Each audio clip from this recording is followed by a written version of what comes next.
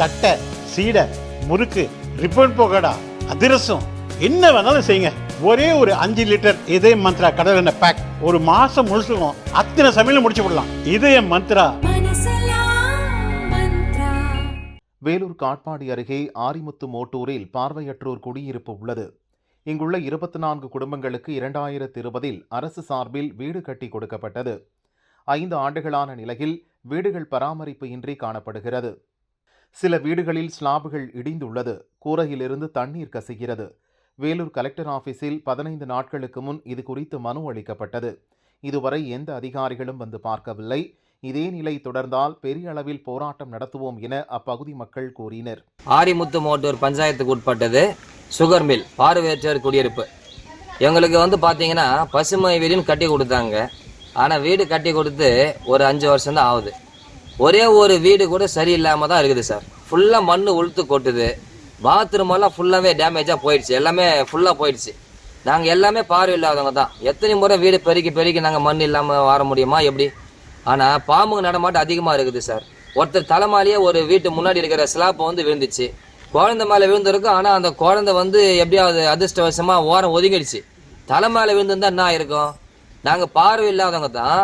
ஆனால் இவங்களை அக்கறை இருக்குது கவர்மெண்ட் நல்லா சலுகை செய்கிறாங்கன்னு சொல்கிறாங்களே தவிர என்ன சலுகை இருக்குது, என்ன அக்கறை செலுத்துதுன்னு எனக்கு தெரியலைங்க. அது எப்படி தான் என்ன பண்ணுறாங்க? நாங்கள் நல்லது எப்படி இருக்கிறோம், பார்வை இல்லாதவங்களாம் இருக்கிறோம் எல்லாருமே. இந்த வீடு இப்படி இடிஞ்சு விழுந்து காட்பாடிக்கு உட்பட்ட தாலுக்காலும் தான் ஆள் பார்க்கல. இது வரைக்கும் எந்த அதிகாரியும் வரல, வீடியோவும் வரல. மண்டே பெட்டிஷன் கொடுத்து 17 நாள் ஆயிடுச்சு. 26/5/2025 மனு கொடுத்துருக்குறோம். இது வரைக்கும் 17 நாள் மனு கொடுத்து ஆயிருக்குது. இது வரைக்கும் எந்த ஒரு அலுவலக ஆட்களும் இங்கே இவங்கள என்கொயரி பண்ணல. என்னன்றத மேல் மனு முறையீடு செய்யலுங்க. நாங்கள் என்ன பண்ணுறது? எப்படி பார்வை இல்லாதவங்க எல்லாருமே இருக்கிறோம் சார். யாருக்கும் பார்வை கிடையாது.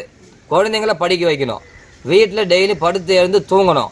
ஆனால் இவங்களுக்கு வீடே சரியில்லையே. எப்படி நாங்கள் எங்களுடைய வாழ்வாதாரத்தை எப்படி நாங்கள் முன் எடுத்து நடத்துறதுன்னு தெரியலைங்க. ரொம்ப வருத்தமா இருக்குது. மழை பெஞ்சா தண்ணி வருதா? மழை பெஞ்சா தண்ணி கசியுது சார். சுவர்ல அப்படியே கசிஞ்சுனே இருக்குது. பாத்ரூம் எல்லாமே ஃபுல்லாவே அப்படியே போயிடுச்சு சார். ஒரு வீட்டு தானே ரெடி பண்ணனா கூட 10 மூட்டை சிமெண்ட் 5 மூட்டை சிமெண்ட் ஆகுன்றாங்க.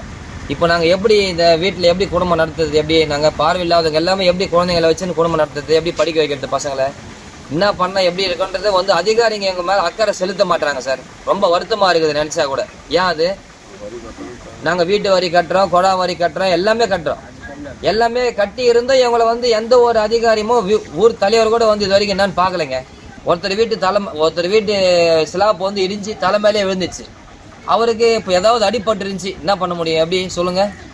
ஏன் அப்படி இருக்கிறாங்க? ரொம்ப நாங்கள் பார்வை இல்லைன்ட்டு ஒரு கேவலமாக வழி நடத்துகிறாங்களா என்னன்னு தெரியல கவர்மெண்ட்டில்.